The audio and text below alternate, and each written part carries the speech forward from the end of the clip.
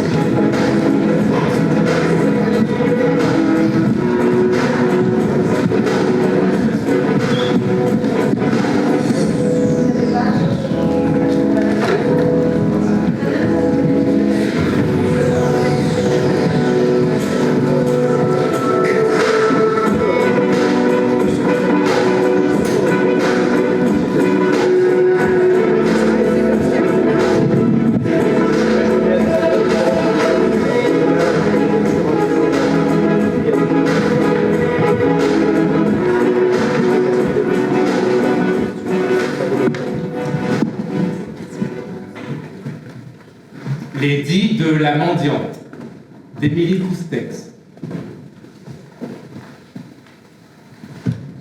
Une phrase d'un vague qui est violence, fait autorité. Et c'est une mission, un faux pas et certes également une prison. Gertrude Stein de Tendre Bouton. Tempête.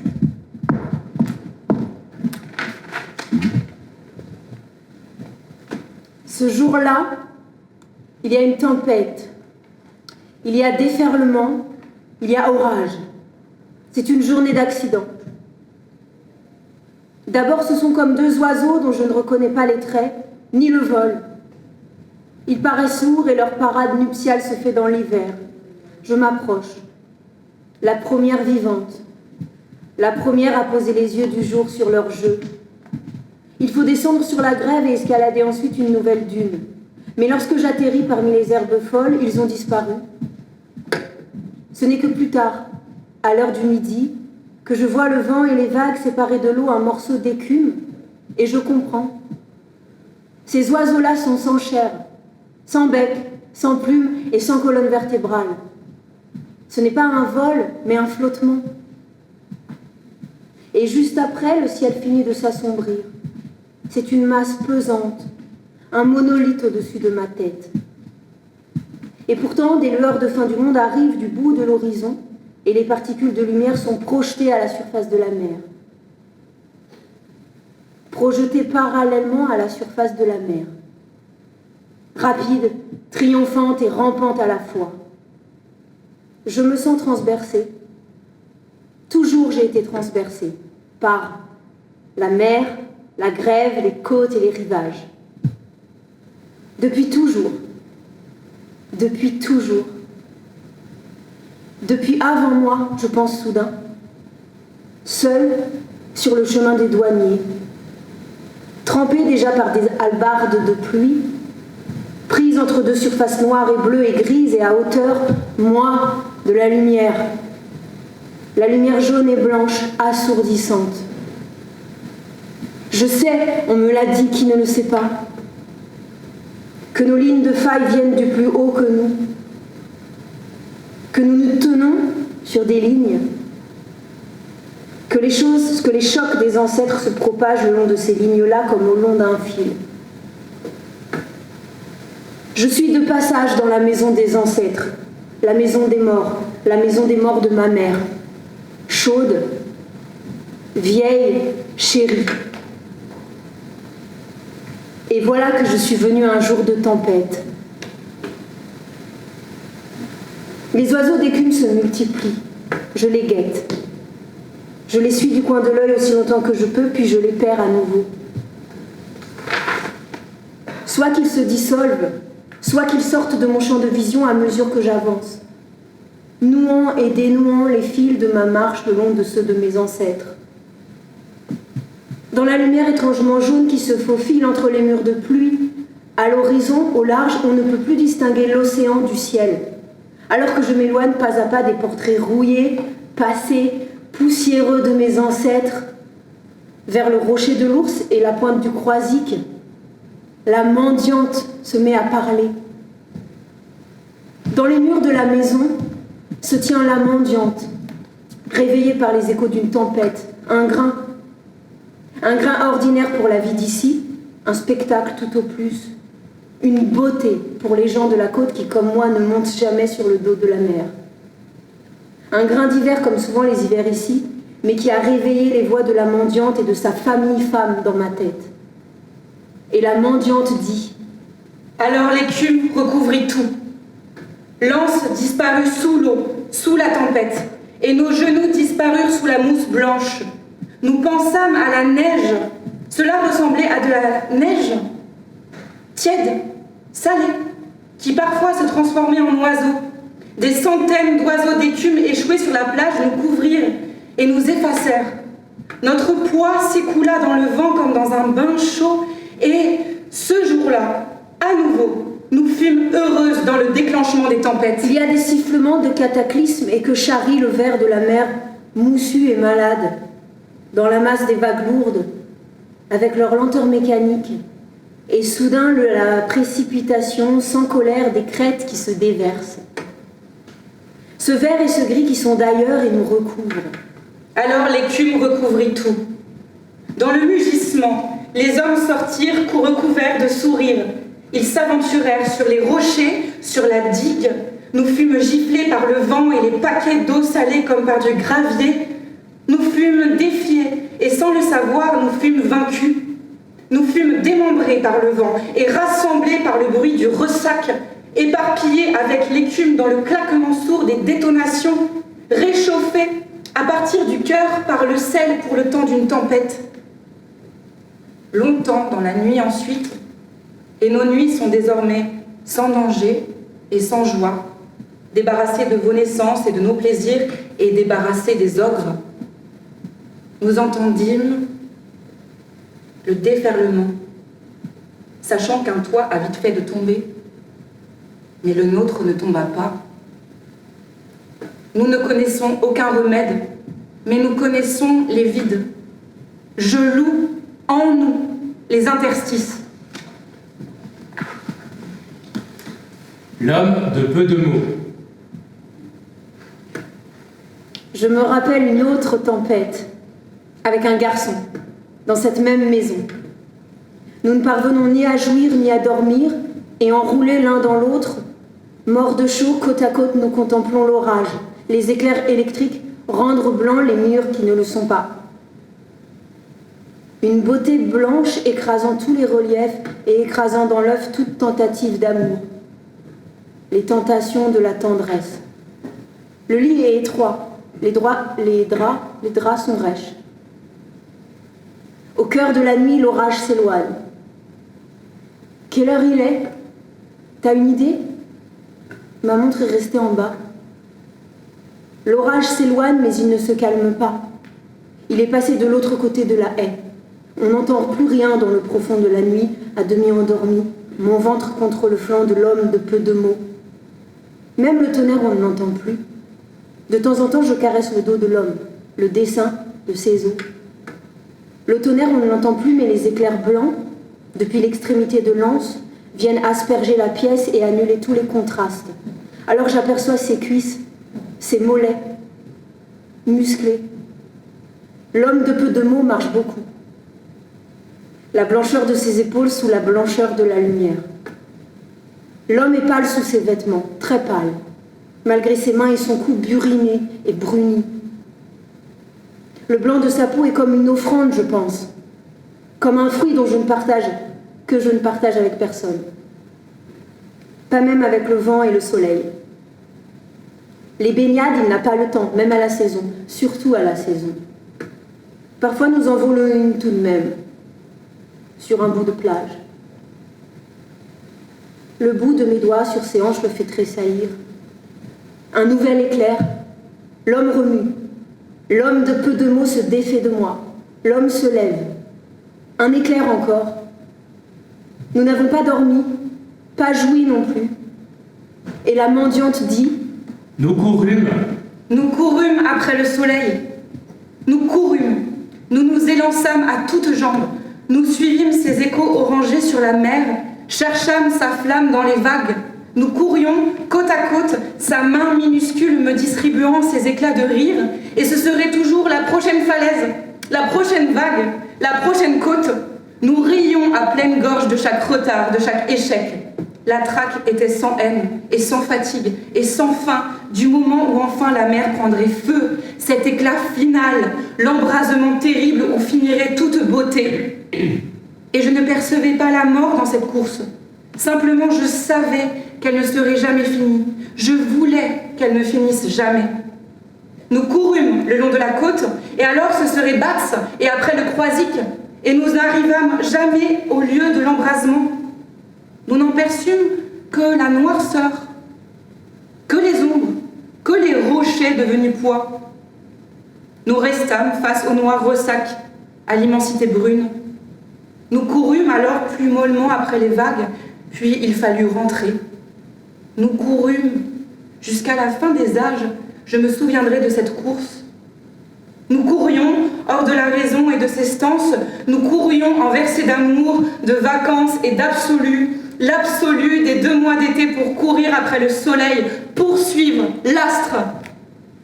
Plus tard, quand j'ai perdu ces éclats de rire, j'ai cherché dans ces mots que je n'ai pas compris, mais je suppose qu'il avait continué à courir.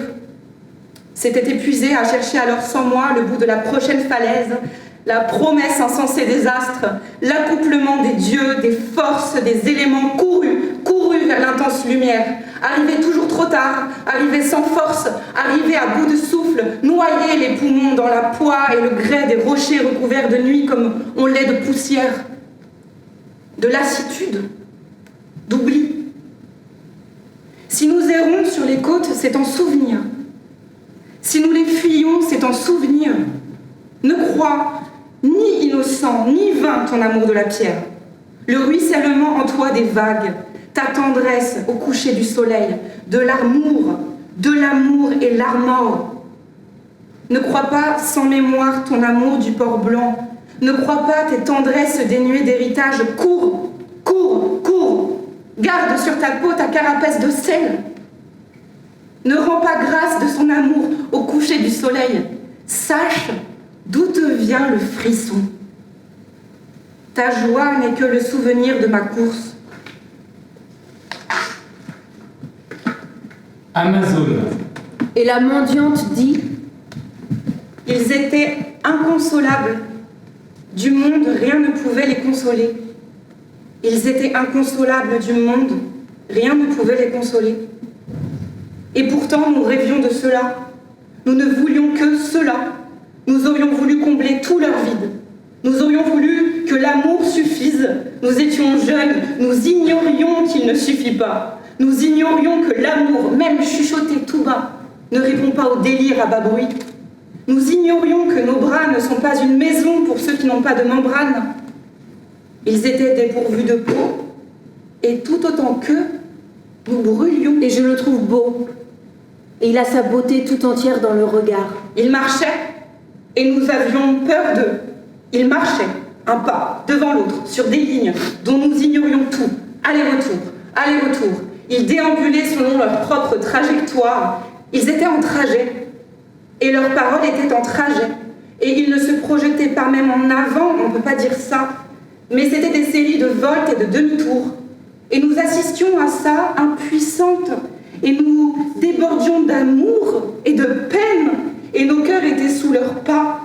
Nos cœurs avançaient dans un monde chaotique, inconsistant et faillible. battus par leurs pas, et pour cela, pour ce chaos, nous les avons haïs. Nous les avons aimés, haïs et craints, tout ensemble. Et toi, tu emportes le deuil. Et ils ont été beaux. Ils avaient leur beauté tout entière dans le regard. Et leurs mots étaient tels qu'on ne pouvait pas les dessiner, des mots de néant et de minerai. Leurs mots faisaient mal. Lancés en javelot ou inscrits en creux dans nos chairs, leurs mots, nous ne pouvions pas les dessiner, et pourtant ils faisaient autorité parmi nous. Ils s'inscrivaient dans les chaînes de notre ADN, et ils n'ont pas fini de te déterminer, même dans leur absence, l'absence des hommes, l'absence des mots. Et ils ont été beaux, ils ont eu leur beauté tout entière dans le regard. Parfois, c'était des immobilités, de longues apathies ou de trop longs silences. Cela n'avait l'air de rien, cela ne disait pas folie, mais cela pesait.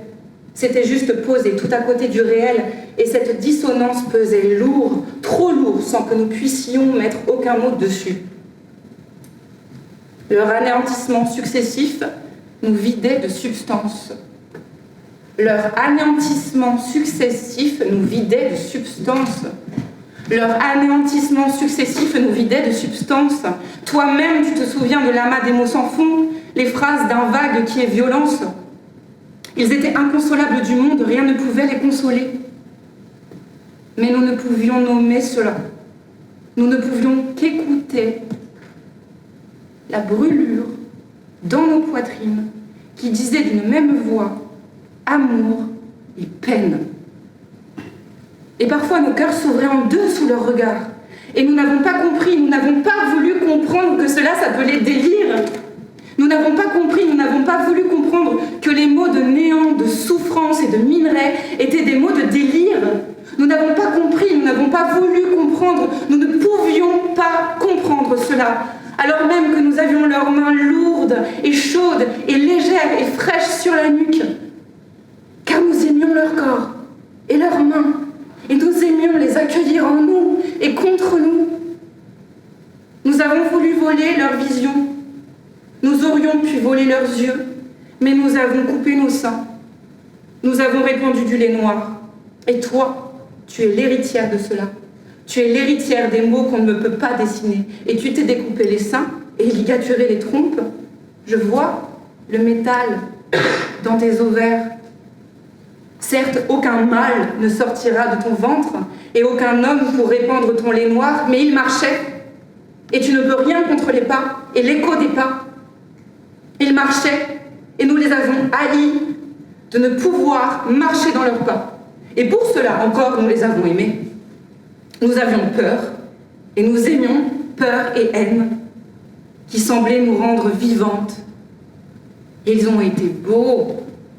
Ils ont eu leur beauté tout entière dans le regard. Et c'est vrai, nous sommes restées vivantes, bien vivantes, à marcher, toujours dans une très nette direction, le regard toujours amarré quelque part. Nous sommes vivantes, bien vivantes, et eux, ils marchaient et ils sont morts. Nous avions peur d'eux et ils sont morts. Nous les avons haïs, ils sont morts. Et notre cœur est vivant sans eux, vivant sans objet, sauf toi. Rien de tout cela ne s'inscrivait en eux, et ils ne pouvaient pas se souvenir. Nos tristesses rassemblées ne fondaient rien. Nous leur en étions pas moins étrangères. Ils alimentaient notre clan, mais nous ne rejoignions pas leur espèce. Une Amazone peut aimer, baiser, enfanter, mais il n'y aura jamais de maison commune. Le lendemain. Le lendemain, quand l'homme de peu de mots repart, tôt, la saison, je l'accompagne et je sors moi aussi. Et j'ai dans le dos la raideur, j'ai dans les os la raideur et le froid des nuits sans sommeil. Il fait chaud déjà et c'est le plein cœur de l'été. Sur le chemin, le passage tout frais des escargots dessine des étincelles. Une carte minuscule qui m'éblouit, mais j'ai froid. Une bise venue d'un endroit qu'on ne connaît pas, d'un lieu inconnaissable, apparaît. et chaque bourrasque me plonge dans un bain de glace et j'ai froid dedans. Des heures passées à l'écouter, le regarder et à l'étreindre, sans jamais pouvoir baisser ma garde. Et j'ai froid dehors, cueilli par le souffle d'un havre étranger où vont les oiseaux et les âmes. Il était beau, mais j'étais effrayée dans le sommeil par sa beauté sans regard. Je sais que quand les hommes partent et que le froid se fait sentir sur le seuil, la mendiante est là et regarde. Je sais qu'elle préside aux adieux et aux séparations. Je sais que quelque chose dans ce vent appelle et me soumet. Quelque chose appelle. La mendiante rive ses crochets dans ma poitrine et tisse des raies entre moi et l'homme de peu de mots. Entre l'homme de peu de mots et mes morts, nos morts, les morts de la famille femme et leur trop long silence. Je me débats pas encore. Et quand je le ferai, cela resserrera encore un peu plus les liens, enfoncera un peu plus les doigts glacés dans ma chair jusqu'à imprimer leur marque dans la mémoire de mes cellules. Mais les fils ne tiennent que dans un seul sens. Ils m'attachent à l'homme et aux morts, et j'appelle, et j'appelle, et j'appelle, et je suis appelée, mais jamais rien ne répond. Et j'échoue dans le vent glacé avec les oiseaux d'écume. Et moi non plus, je n'ai plus de bec, ni de plume, ni de colonne vertébrale. La mémoire de la mendiante et mon amour sont de tout petits fils dans une beaucoup plus grande tapisserie. Un maillage étranger qui remonte du fond des vagues, vague après vague, et me plonge dans l'air froid. Les fils ne tiennent que dans un seul sens. Et quand j'appelle l'homme de peu de mots avec les noms que moi seul lui connais, il me regarde d'un air interdit et se détourne. Ne me regarde pas avec ces yeux-là, tu me fais peur. Il est beau, et il a sa beauté dans le regard. Il ne peut pas plus comprendre ce que je demande que je ne peux comprendre le lieu d'où il m'appelle. Mais il tressaille face au portrait de mes morts, de mes ancêtres avec qui la mendiante a tissé ses fils, et dont les os se dessinent malgré lui sous sa chair à lui, comme des lignes dont je pourrais me faire un horizon. Avec la mendiante qui me pousserait dans le dos pour que je suive l'homme de peu de mots, comme elle a suivi ceux dont j'ignore tout, les grands-pères, les pères, les frères, les fils. Et je renouvelle le vœu de rester sans descendance, d'enfoncer des fils de métal dans mes entrailles. Il y a toute une galaxie derrière l'homme de peu de mots, et c'est irrésistible de sentir ça, l'infini, en passant mes doigts dans ses cheveux bruns ou sur ses épaules blanches. Il se débat contre les fils de la mendiante, rue, se cabre et m'arrache le cœur au passage. Et je vois les liens, je vois derrière lui tous les morts. Je découvre une dimension entière à l'intérieur de moi. J'assiste au mystère de la présence, de l'incarnation, et je m'effondre. Il se détourne, rue, se cabre, m'arrache le cœur et s'en va. En quelques mots. Il est l'homme de peu de mots, aux mains brunies et aux épaules blanches. Et je m'effondre. Si le froid. Et la mendiante dit: ce que nous avons réappris, nous l'avons appris par des séries de contrariétés. La série de nos minuscules désirs, nous l'avons apprise par de microscopiques piqûres. Si le froid nous emmerdait, si la date du jour nous emmerdait, si les objets qui tombent nous emmerdaient, c'est bien que nous voulions avoir chaud, que nous voulions être à un autre jour, que nous voulions que les objets tiennent debout. Plus tard, tu es arrivé comme un objet de plus, et nous avons dû t'apprendre à marcher dans l'odeur du mimosa en fleurs, et nous avons aimé ça. Nous ne voulions plus mourir avec eux. Et un jour, tu te tenais droite sur tes jambes, et le lendemain, tu prononçais des mots. Nous t'avons appris les mots. Nous les avons modulés dans ta bouche. Notre lignée, la concomitance des choses et les contrariétés tiennent dans les mots, se tiennent dans la superposition des phrases que tu devais porter. Mais tu te tenais droite. À l'aune de quoi eusses-tu mesuré ce poids-là? Nous t'avons tricoté des désirs dans la bouche, et cela t'allait bien. Les cheveux embaumés ne pâlissent pas dans la mort. Les tiens sont devenus de plus en plus bruns, et maintenant, discrètement, ils blanchissent. Nous n'en pensons rien. Nous ne sommes pas là pour penser, nous sommes là pour transmettre les fils. Je pense que le bûcher final efface l'effondrement des volumes, le gonflement des tissus, les traces des cordes. Eczéma. Et la mendiante dit: il y a de l'exaltation dans la tristesse qui n'existe qu'en vertu des moments heureux. Il y eut entre nous de grands festins où cohabitaient nos fantômes. Je loue entre nous les interstices, morts, deuil, feuillage, oxygène, animaux invisibles et êtres à venir d'un seul tenant. Il y a de grandes paix dans la contemplation des landes. il y a un charme au marécage. Il y eut entre nous de grandes bénédictions. Je loue la doublure de ma peau par la sienne et son arasement dans ta naissance. Eczéma, psoriasis, bouleversés par la maladie, la topographie des strates de la peau, nous transmutons le sel de leurs âmes en squames. Accumulés sur nous des peaux mortes qu'on ne pleurera pas, même si le code est semblable sous l'effeuillement de l'épiderme. Une maladie auto-immune, c'est comme une maladie auto-immune. Votre propre système de défense attaque votre propre enveloppe, votre dépouille encore vivante. Nous avons toutes deux vu des morts, mais pas les mêmes. Leurs chairs raides se sont gonflées. Et nous manque, à travers tout leur enfer, Une main déposée sur nos desquamations pour mimer la chaleur. Mais ce qui se représente, à nous, c'est l'expérience du vide et savoir que ce qui s'est dissous a été. Nous harponne profond dans la poitrine. il y eut de grands festins et de grandes bénédictions et toujours la menace du viol. En eux et en nous, cela n'était pas séparé. Ne passant pas à l'acte, nous n'y pensions pas moins. La maternité répare, la maternité rend folle, la maternité répare, la maternité rend fou. Des pères, il n'y en eut pas. Jamais. Il n'y eut que des manques. Nous les aimions, en vertu autant qu'en dépit. C'était la même chose. Portrait. Mais à qui est-ce que je parle? La nuit, quand la lumière s'est tue entre les portraits. Quel froid te poursuit dans ton salon vide? Pourquoi les taches du miroir te sont-elles plus familières que ton reflet? Nous n'ouvrons pas les interstices, ils se déchirent en nous. Oh la tendresse. Nous avons voulu déjouer les malédictions, nous avons combattu les adieux par la parole, nous avons lutté et lutté et lutté sans joie et nous portons toujours nos morts.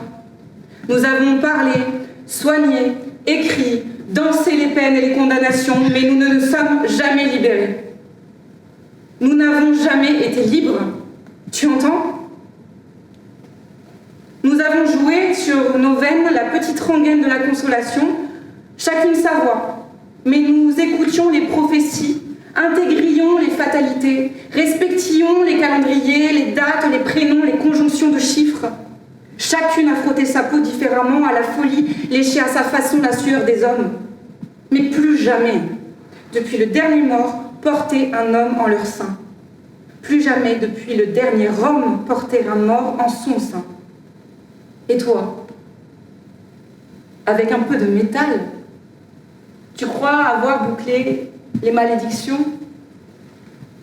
Oh, la tendresse que je vois en toi pour lui. Oh, cette puissance que nous croyons tout avoir. Oh, cet amour pour tous les fils. Et nous n'existions pas. Nous n'avons pas existé. Nous étions le tissu des mondes. L'ours de pierre. Et peu à peu, l'homme de peu de mots se transforme en visage de pierre, que je le veuille ou non. Et le vent qui sent l'iode ne m'amène rien de lui. Et sa voix se perd dans le crissement des dunes. Et c'est ainsi. Et c'est ainsi. Les gouffres qu'il a révélés à l'intérieur font de moi une figure ouverte. Et c'est ainsi. Et moi aussi, je suis heureuse dans la tempête. Au détour d'un repli de la côte, la pluie se met à me cingler le dos.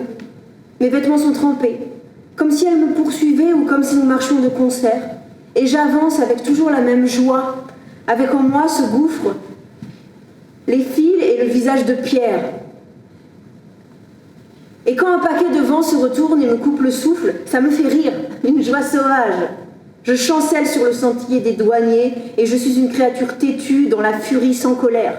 La mer est sans colère, sans colère, sans colère.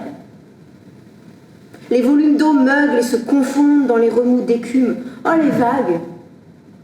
Et mon manteau pèse, imbibé d'embrun, et ça m'est égal, et j'ai bien chaud dedans. Et mon jean trempé frotte contre mes cuisses, et ça m'est égal. Je suis une toute petite tache noire confondue dans le mouvement du vent et le bleu et le vert. Tout pèse. L'eau glacée me ruisselle dans les yeux et se glisse dans mon cou. Le tout me soulève et me secoue, et c'est bon. Arrivé au rocher de l'ours, je dégringole les rochers glissants à quatre pattes et je me juche sur son dos de granit. Échine de pierre pour visage de pierre. Et je reste là, à regarder les vagues et à lécher l'eau salée sur mes lèvres. Et tout à l'heure, quand je rentrerai dans la maison des ancêtres, la maison des morts, il y fera chaud. Et c'est ainsi. Et c'est ainsi.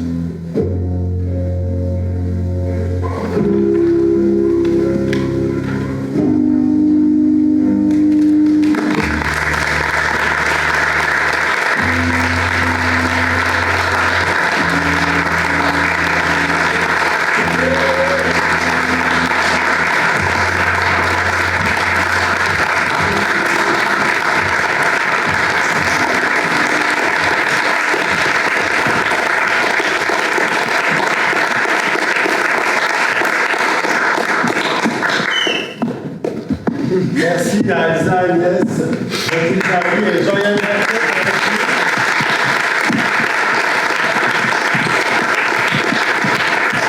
On va demander à Louis de nous rejoindre.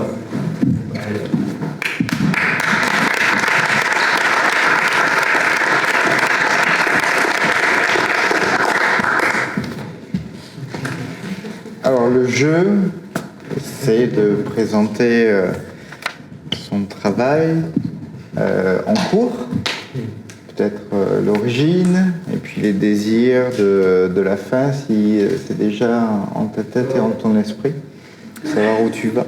Plus fort Lionel. Hein? Ah, plus fort, il n'y a pas de micro. Donc, je dois répéter. Donc, en fait, l'origine, et puis aussi les idées qui portent devant, et pour savoir si le texte est déjà achevé dans sa tête. Avant toute chose, merci beaucoup, parce que c'est la toute première fois que je l'entends, ce texte. Et vous l'avez remarqué, il est un peu ésotérique. Formellement, il est un peu curieux. Et j'ai vraiment besoin de cette étape-là pour pouvoir, moi, continuer le travail.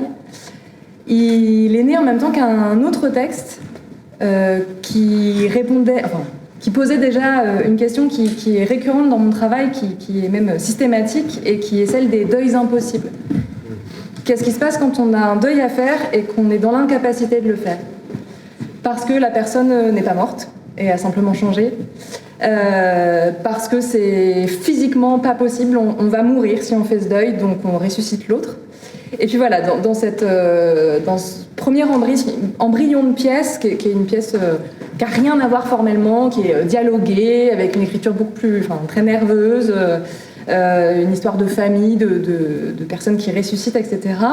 Il y avait cette mendiante qui n'arrêtait pas de revenir, qui était un personnage complètement lancinant et qui m'échappait complètement, et qui arrivait avec des litanies comme ça.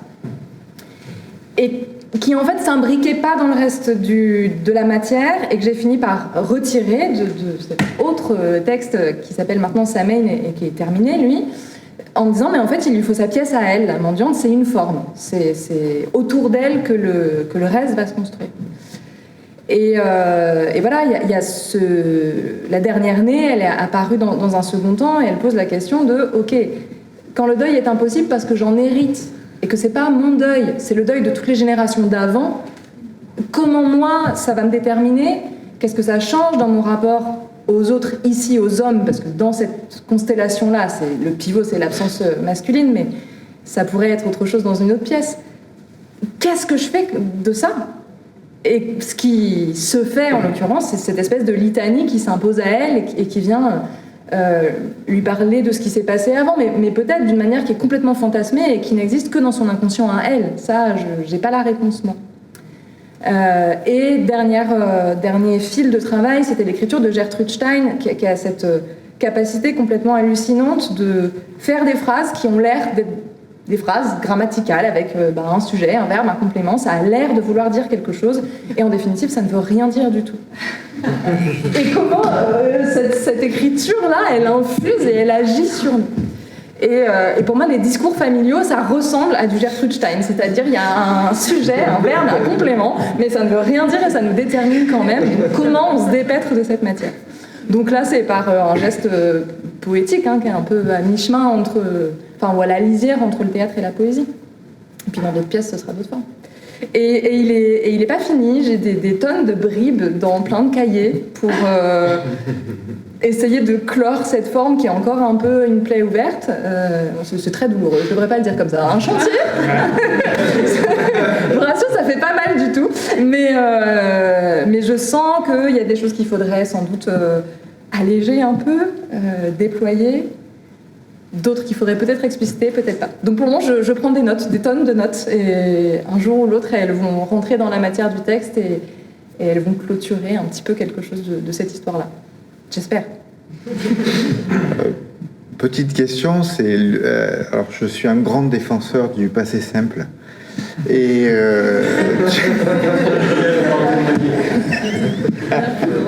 et donc, c'est un mal-aimé.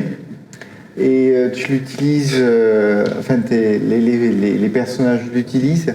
Et donc, est-ce que c'était une intention poétique? Et qu'est-ce que représente pour toi ce temps-là qui est balayé d'un revers de la main dans la langue française aujourd'hui? Bon, il n'y avait pas de volonté de sauver le passé simple, mais c'est un peu, pour moi, c'est presque la marque grammaticale de l'inconscient. C'est un temps qui revient toujours et qui est toujours actuel, alors même qu'il est déjà passé. Et voilà. Non, très bien, merci. En tout cas, merci beaucoup. C'est fini. De questionner Émilie, pour ceux qui l'appellent, en continuant à boire un coup, prendre l'air. On va clore cette soirée. Je veux juste prendre un tout petit temps pour reparler, pour certains ou certaines, de La Récolte, qui est une revue à laquelle nous participons avec Texte en cours, avec 7 autres comités en France ou francophones. On en est au 4e numéro actuellement. C'est une revue qui propose des extraits d'auteurs et d'autrices contemporains et contemporaines, vivants et vivantes, voire même présents ici, puisque Agathe Charnay, qui est présente, fait partie du numéro 1, je crois, du numéro 2. Et Agathe, dont vous entendrez les textes demain au Théâtre de la Vignette, puisque la soirée demain est à la Vignette, et que vous pourrez aussi rencontrer samedi matin, qui participe à la rencontre sur l'égalité homme-femme. Cette revue donc propose des extraits de textes d'auteurs et d'autrices, des interviews de ces mêmes auteurs et autrices, des articles connexes, et qui permet en fait d'avoir un objet complet comme un objet de diffusion des auteurs et des autrices en France ou en pays francophones. On est donc au 4e numéro. On compose ça avec les autres comités de façon collégiale. On crée le contenu tous et toutes ensemble, mais chacun et chacune prend en charge l'accompagnement d'un auteur ou d'une autrice, puisqu'ils viennent des sélections de chacun et chacune. Voilà. Et on les vend ici même, n'hésitez pas, pour découvrir aussi l'écriture contemporaine par un autre biais. Et puisque tu parles de ça aussi, Texte en cours, c'est une association. Enfin, voilà, et donc, il y a des bulletins d'adhésion, si vous voulez adhérer. Rejoignez-nous. Voilà. Aussi. Donc, à l'entrée, 5 €. 5 €. C'est ça, voilà, pour aider l'association aussi à construire. Voilà, exactement. Merci beaucoup. Merci, bonne soirée. Radio FM Plus est partenaire du festival Texte en cours du 22 au 25 novembre 2023 au Hangar Théâtre ENSAD et au studio du théâtre La Vignette à Montpellier. Plus d'informations sur texteencours.com.